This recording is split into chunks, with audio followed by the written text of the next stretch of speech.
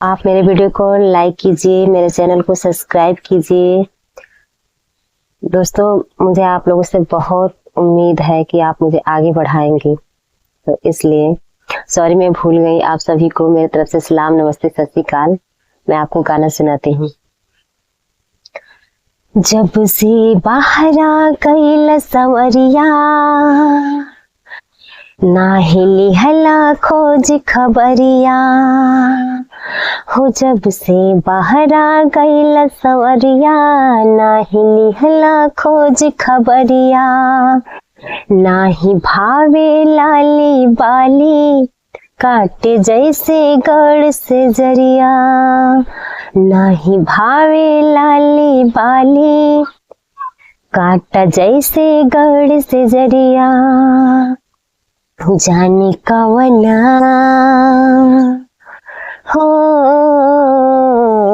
जाने कवना, जाने कवना परैला तू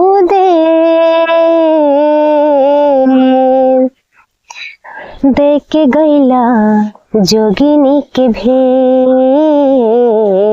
जाने कवना परैला तू देश, आ देख के गैला जोगिनी के भेष।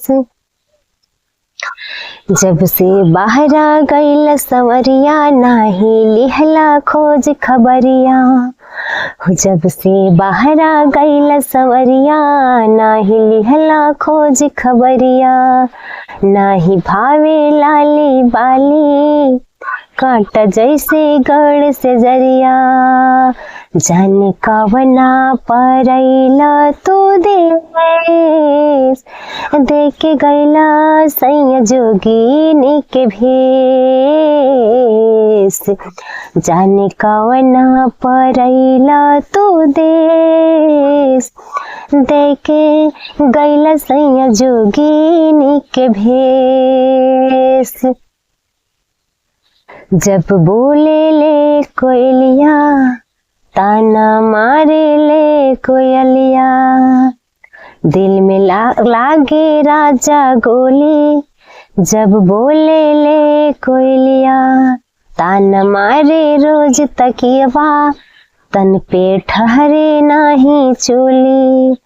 रही रही उठे हो, रही रही उठे, रही रही उठे जियरा में कलेश। देखे गैला सैया जोगिनी के भेष। रही रही उठे जियरा में कलेश। देखे गैला सैया जोगिनी के भेष। जाने कवना हो, जाने कवना परैला तू देश। देखे गैला सैया जोगिनी के भेष। सैया के सुख कैसन बाड़ तुम्हारा, बुझला न राजा नहीं हर के दर्द। सैया के सुख कैसन बाड़ा तुम्हारा, बुझेल राजा नहीं मेहर के दर्द। सैया दिलीप कैसन बाड़ा तुम्हारा, बुझेल राजा नहीं मेहर के दर्द। बुझेल राजा नहीं मेहर के दर्द।